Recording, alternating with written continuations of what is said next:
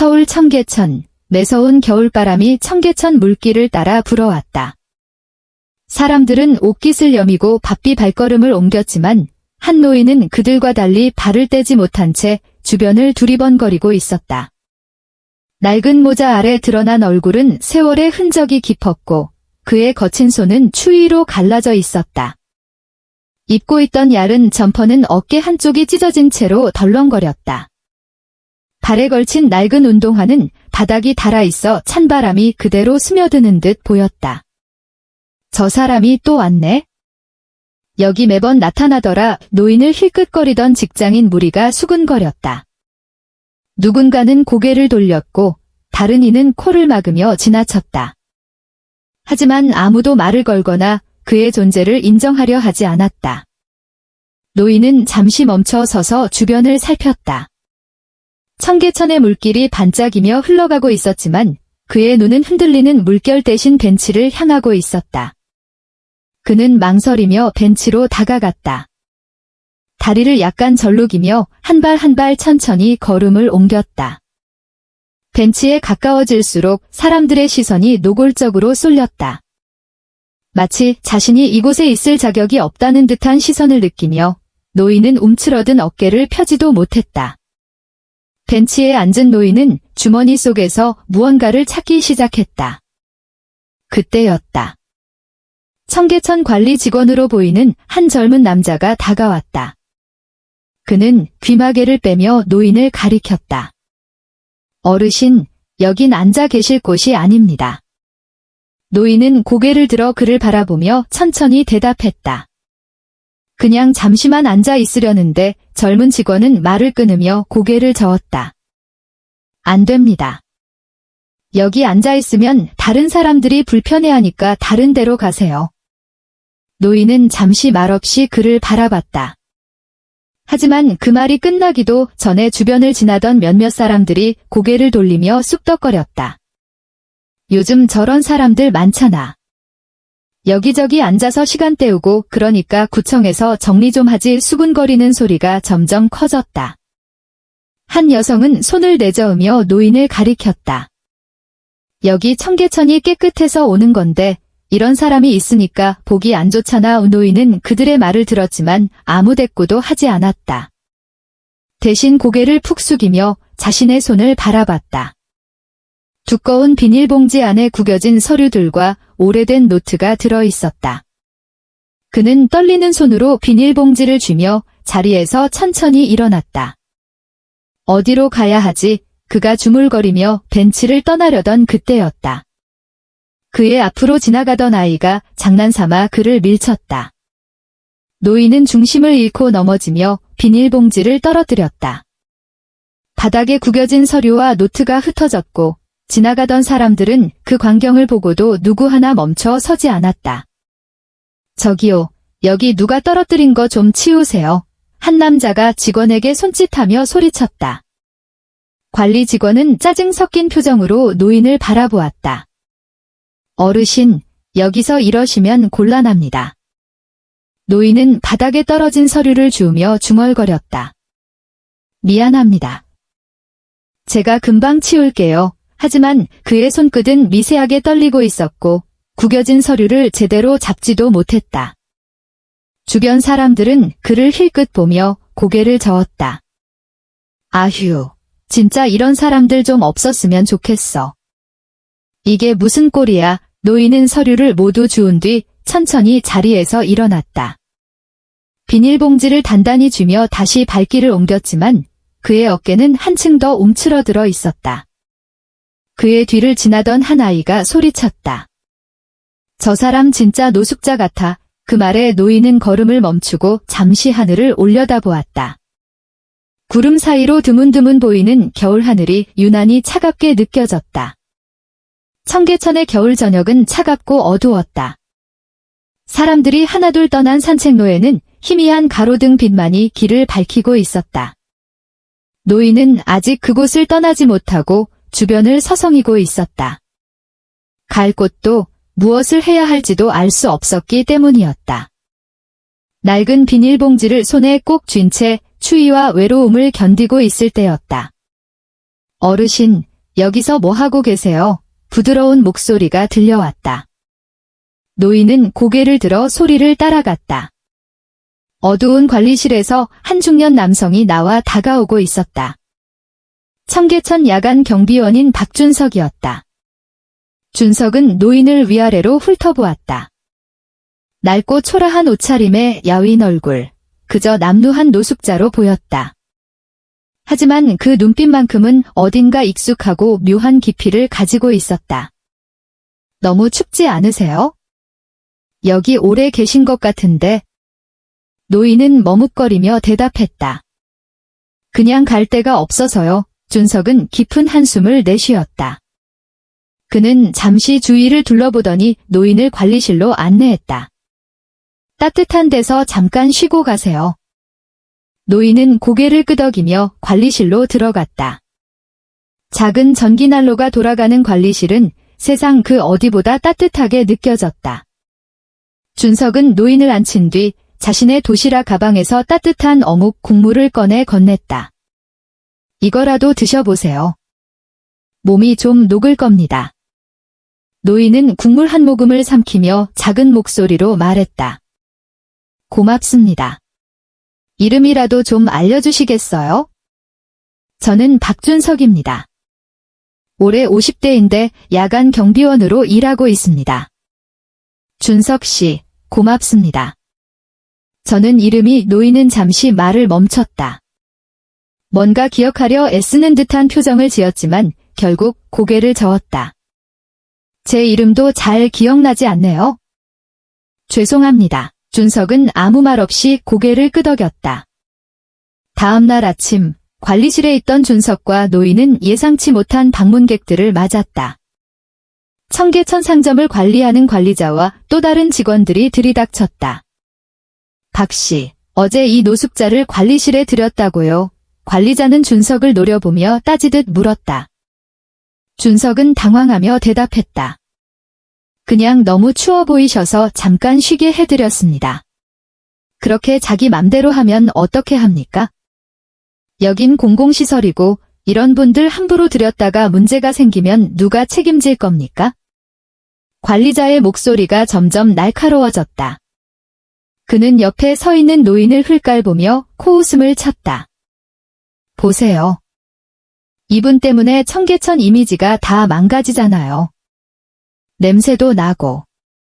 그 말에 노인의 어깨가 움츠러들었고 그의 손이 비닐봉지를 더 세게 움켜쥐었다. 제가 책임지겠습니다. 준석이 단호하게 대답했다. 이분이 더 추위를 겪게 할 수 없어서 잠시 도와드렸을 뿐입니다. 하지만 관리자는 준석의 말을 듣고는 고개를 저으며 싸늘하게 말했다. 당신의 선의를 누가 모르겠어요? 그런데 그걸로 끝나지 않는 게 세상이죠. 박 씨, 오늘부로 그만두세요. 당장 해고입니다. 그 말에 준석의 얼굴이 굳었다. 너무하신 거 아닙니까? 준석이 항의했지만 관리자는 한마디로 일축했다. 규정은 규정입니다. 더 이상 말하지 마세요. 노인은 이 광경을 지켜보며 입술을 꽉 깨물었다. 하지만 그는 아무 말도 하지 못한 채 손을 덜덜 떨었다. 준석은 관리실을 정리하며 조용히 말했다. 걱정하지 마세요. 제 선택이었으니까요. 괜찮습니다. 준석은 관리실에서 자신의 물건을 정리하며 한숨을 쉬었다. 작은 사물함 안에는 자잘한 개인 물건 몇 가지와 늘 가지고 다니던 도시락 가방이 전부였다. 경비원 유니폼을 벗는 그의 손끝이 미세하게 떨렸다. 마치 지금 이 순간이 그의 자존심까지 벗어던지는 것처럼 느껴졌다. 내가 잘못한 건 없는데 그는 속으로 되뇌었지만 그 말은 공허하게 들릴 뿐이었다. 관리실을 떠나는 순간 몇몇 동료들이 애써 시선을 피하며 인사도 하지 않았다. 저마다의 안위를 걱정하는 듯 보였다. 청계천을 따라 걷는 동안 준석의 머릿속은 뒤엉켰다. 겨울바람이 매섭게 불었지만 그의 마음은 더 얼어붙는 듯했다. 어디서부터 잘못된 걸까? 그는 자신에게 묻고 또 물었다. 어제 노인을 돕던 순간 그는 분명 자신이 옳은 일을 하고 있다고 믿었다. 하지만 그 결과는 뜻밖의 해고 통보였다. 버스 정류장에서 기다리며 그는 불현듯 통장 잔고를 떠올렸다. 통장은 월급날마다 금방 바닥났다. 딸의 학비와 생활비, 늙은 어머니의 병원비, 그리고 밀린 공과금까지.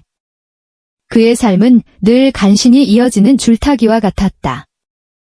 이번 달도 버틸 수 있을까? 그는 한숨을 내쉬며 구겨진 버스카드를 손에 쥐었다. 회사에서 지급된 교통비 지원도 이제 끊길 테니 이 카드가 마지막일지도 모른다는 생각이 들었다. 집으로 향하는 지하철 안, 그의 눈앞에는 이틀 전 노인의 떨리는 손과 고개를 숙인 모습이 계속 떠올랐다. 잘 살고 싶었을 뿐인데 왜 이렇게 모든 게 꼬이는 걸까? 준석은 주머니에서 휴대전화를 꺼내 딸의 사진을 바라보았다. 사진 속 밝게 웃고 있는 얼굴은 아빠가 세상의 어떤 어려움도 이겨낼 수 있는 사람이라고 믿는 듯했다. 그 미소가 오히려 준석의 가슴을 더 무겁게 짓눌렀다. 집에 도착한 준석은 방 한구석에 앉아 깊은 한숨을 내쉬었다. 어둠이 내린 방 안에서 그는 그저 멍하니 손을 만지작거렸다. 해고의 현실이 서서히 그의 마음을 잠식했다. 이 나이에 어디서 새로 시작하라고? 머릿속에서는 여러 가지 일이 떠올랐지만 그 어느 것도 뾰족한 해결책은 아니었다. 얼마 지나지 않아 딸아이의 목소리가 들려왔다. 아빠, 오늘 일은 어땠어? 준석은 고개를 들고 어색하게 웃으며 대답했다. 그냥 별일 없었지. 그는 딸에게 사실을 말할 수 없었다. 자신을 바라보는 그 해맑은 눈망울에 더 이상 실망을 안겨주고 싶지 않았다. 그날 밤, 그는 뒤척이며 좀처럼 잠들 수 없었다. 과거에 자신감 넘치던 시절이 떠올랐다. 그때는 더 많은 선택지가 있었다고 느꼈지만 지금은 모든 게 너무나 막막했다. 침대에 누운 채 천장을 바라보며 그는 간절히 기도하듯 속삭였다. 뭔가 방법이 있어야 할 텐데 하지만 그의 머릿속은 점점 더 어두워졌고 세상은 그에게 잔인하게 느껴졌다. 며칠 후 준석은 어느새 다시 청계천을 찾아왔다. 익숙한 물길과 겨울 하늘이 그의 발걸음을 붙잡았다. 그는 그날 관리실에서 봤던 노인의 모습이 떠올라 걸음을 멈췄다. 그분은 지금 어떻게 됐을까? 문득 그가 꺼냈던 낡은 비닐봉지가 떠오르며 마음이 복잡해졌다. 노인을 돕는 것이 정말 잘못이었을까? 그는 여전히 답을 찾을 수 없었다. 그때 그의 휴대전화가 울렸다. 화면에 뜬 번호는 처음 보는 낯선 번호였다. 망설임 끝에 전화를 받았다. 박준석 씨 맞으십니까? 새그룹 비서실입니다. 낯선 목소리가 그의 귀에 들려왔다. 준석은 순간 얼어붙었다. 새그룹이라면 한때 세간의 이목을 받았던 대기업이다. 그곳에서 자신에게 전화를 건 이유는 도무지 짐작이 되지 않았다. 무슨 일로? 그의 목소리가 떨렸다. 상대방은 부드럽게 대답했다. 며칠 전 박 씨께 도움을 받은 분이 저희 회장님이십니다. 자세한 이야기는 직접 만나서 전하고 싶습니다. 시간을 내주실 수 있을까요? 준석은 말문이 막혔다. 그날의 노인이 새그룹의 회장이라니. 그는 핸드폰을 쥔 채 한참 동안 말을 잇지 못했다. 서울 강남의 한 고급 호텔 라운지. 박준석은 어색한 사람처럼 호텔 로비에 서 있었다. 몇 년 전까지 청계천의 경비원으로 일하며 매일 겨울바람을 맞던 그가 이제 벨보이들의 정중한 안내를 받으며 이곳에 서 있는 건 마치 꿈만 같았다. 박준석 씨 맞으십니까? 깔끔한 정장을 입은 한 남성이 다가와 준석을 반겼다. 네, 맞습니다. 그런데 준석은 여전히 긴장한 얼굴로 물었다. 왜 제가 여기에 불려왔는지. 정장 차림의 남성은 미소를 지으며 대답했다. 곧 아시게 될 겁니다. 안으로 들어가시죠. 그가 안내한 곳은 호텔 최고층에 위치한 프라이빗 라운지였다. 두꺼운 문을 열고 들어가자 방 안에는 어두운 벨벳 소파와 고급스러운 가구들이 놓여 있었고 창밖으로는 서울의 전경이 한눈에 들어왔다. 그리고 방 한쪽에서 낡은 점퍼를 입고 있던 노인이 천천히 고개를 돌렸다. 어르신, 준석은 노인의 모습을 알아보고 당황했다. 며칠 전 청계천에서 떨고 있던 그 노인이었다. 하지만 이번엔 그의 옆에는 고급 맞춤형 코트와 고급 지팡이가 놓여 있었다. 준석 씨 덕분에 따뜻하게 지낼 수 있었습니다. 노인은 조용히 미소 지으며 인사했다. 노인의 말투와 행동은 분명히 뭔가 달라 보였다. 준석은 천천히 자리에 앉으며 물었다. 어르신, 여긴 도대체 어디입니까? 그리고 왜 저를 부르신 건가요? 노인은 한참을 조용히 바라보다가 비서가 건넨 서류 하나를 준석에게 밀어주었다. 이걸 보면 알 수 있을 겁니다. 준석은 손을 떨며 서류를 펼쳤다. 첫 페이지에는 큼지막한 글씨로 이렇게 적혀 있었다. 세그룹 회장 이세환. 순간 준석은 숨이 멎을 것 같았다. 그는 믿기지 않는 표정으로 노인을 바라봤다. 회장님이라고요? 그렇습니다. 내가 바로 세그룹의 이세환입니다. 노인은 한숨을 내쉬며 말을 이어갔다. 내가 이렇게 초라한 모습으로 청계천에 있었던 건 나 스스로도 설명하기 어려운 일입니다. 요즘 들어 기억이 점점 희미해지고 길을 잃는 일이 잦아졌거든요. 하지만 당신이 나를 도와줬습니다. 나를 단순한 노숙자로 보지 않고 한 인간으로 대해줬죠. 준석은 아무 말도 하지 못한 채 그를 바라보기만 했다. 노인의 말은 이어졌다. 사람들은 내가 이런 상황에 처했다는 걸 알지 못합니다. 당신 같은 사람이 아니었다면 나는 아직도 추운 길거리를 떠돌고 있을 겁니다. 노인은 천천히 몸을 일으켜 창밖을 바라보았다. 청계천은 내가 인생에서 가장 큰 프로젝트를 펼쳤던 곳입니다. 그곳을 복원하고 사람들에게 다시 돌려주었죠. 하지만 정작 나 자신은 그 청계천에서 길을 잃고 있었습니다. 그는 고개를 돌려 준석을 바라보았다. 당신 같은 사람이 없었다면 나는 여전히 방황하고 있었을 겁니다. 그래서 이제 내가 당신을 도울 차례입니다. 준석은 여전히 혼란스러웠다. 회장님, 저는 그저 노인은 손을 들어 그의 말을 막았다. 더 이상 겸손해하지 마세요. 당신이 나를 도운 건 단순한 동정이 아니었어요. 인간에 대한 따뜻한 마음이었죠. 그런 사람이라면 더 큰 일을 할 수 있습니다. 그날 이세환 회장은 준석에게 뜻밖의 제안을 했다. 세그룹에서는 다음 달부터 청계천을 중심으로 한 새로운 프로젝트를 시작합니다. 도시 환경 개선과 함께 소외된 이웃을 위한 지원 사업을 할 예정입니다. 당신은 그 프로젝트의 책임자로 함께 해주셨으면 합니다. 준석은 깜짝 놀라며 대답했다. 저 같은 사람이 그럴 자격이 있을까요? 노인은 미소를 지으며 고개를 끄덕였다. 당신처럼 사람의 가치를 볼 줄 아는 사람이야말로 이 일을 맡을 자격이 있습니다. 그리고 내가 당신을 믿습니다. 그날 저녁, 호텔을 나선 준석의 가슴은 처음으로 희망으로 가득 찼다. 세상이 끝난 것처럼 느껴졌던 며칠 전과는 완전히 다른 기분이었다. 그의 발걸음은 한결 가벼웠다. 청계천 복원 프로젝트가 다시 시작되었다는 소식은 곧 도시 전역에 퍼졌다. 세그룹이 주관하고 박준석이 프로젝트의 책임자로 임명되었다는 사실에 모두가 놀랐다. 프로젝트 발표회가 열리던 날, 준석은 세련된 정장을 차려입고 무대에 섰다.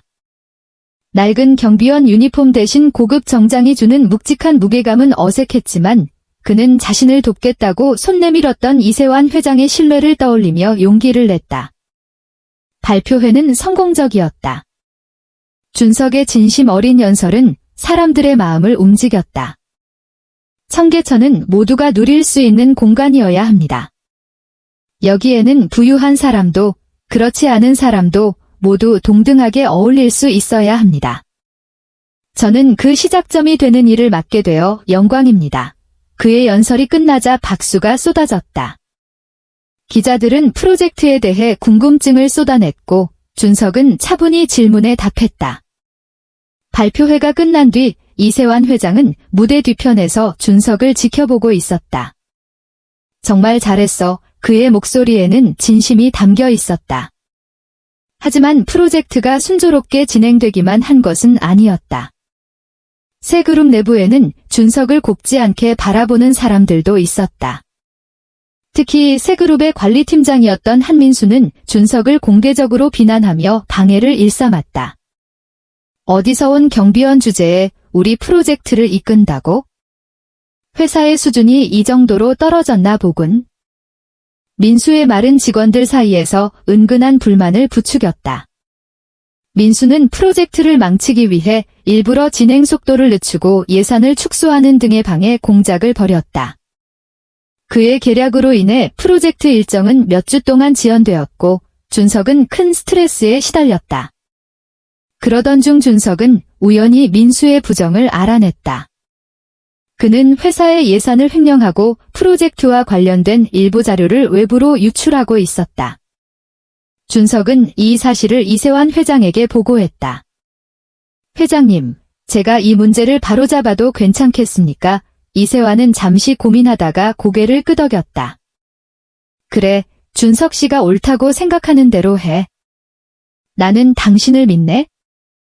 준석은 즉시 민수를 내부감사팀에 신고했다. 민수는 모든 사실이 드러나자 회사를 떠날 수밖에 없었다. 마지막으로 준석을 마주한 민수는 분노와 후회로 복잡한 표정을 짓고 있었다. 당신 같은 사람이 왜 나보다 나은 대접을 받아야 하지? 당신은 그저 경비원 출신일 뿐인데. 준석은 그의 말을 담담히 받아쳤다. 사람의 가치는 직업이나 과거로 결정되는 게 아닙니다. 앞으로는 스스로를 더 돌아보길 바랍니다. 민수가 떠난 뒤 프로젝트는 다시 순조롭게 진행되었다. 준석은 직원들과 소통하며 모두가 힘을 합칠 수 있도록 이끌었다. 그는 과거 경비원으로 일하며 사람들과 직접 부딪혔던 경험을 살려 직원들의 의견을 경청하고 조율했다. 한편 이세환 회장은 프로젝트를 지켜보며 자신의 과거를 되돌아봤다. 나는 그동안 사람들을 너무 쉽게 판단했었지. 겉모습만 보고 그들이 가진 진짜 가치를 놓친 일이 많았어. 그는 준석을 보며 깊이 깨달았다.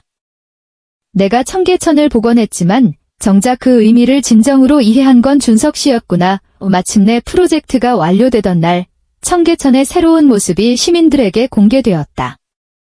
깨끗한 물길과 주변에 새롭게 꾸며진 산책로는 많은 사람들을 불러 모았다. 준석은 프로젝트를 축하하는 행사에서 연설하며 말했다. 이 모든 것은 혼자가 아니라 모두가 함께 이뤄낸 결과입니다. 앞으로 청계천이 모든 사람들에게 따뜻한 안식처가 되길 바랍니다. 행사 후 이세환은 준석에게 다가와 악수를 청했다. 정말 자네 덕분에 이 프로젝트가 성공할 수 있었네. 고맙네, 준석 씨. 아닙니다.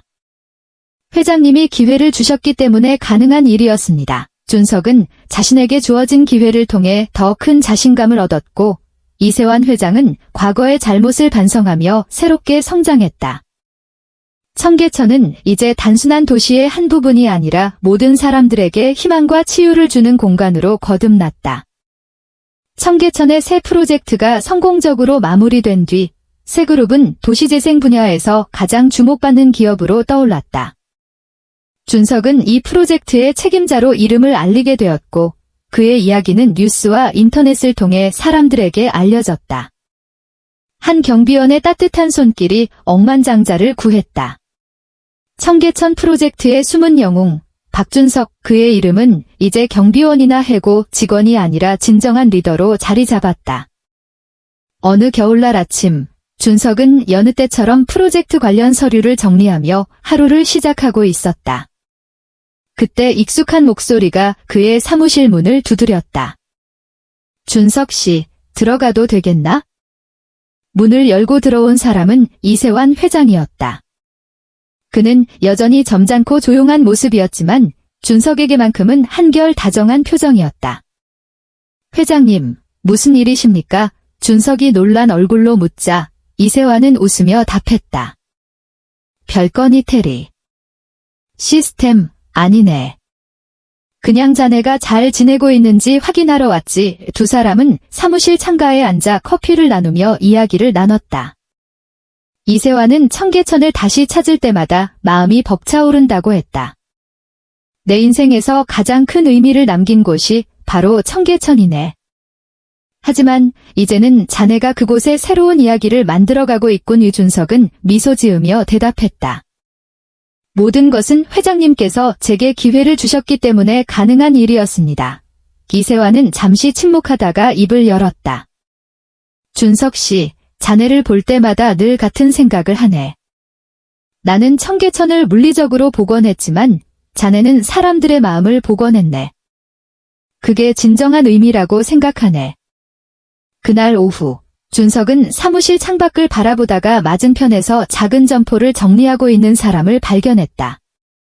바로 한때 자신을 괴롭혔던 관리팀장 한민수였다.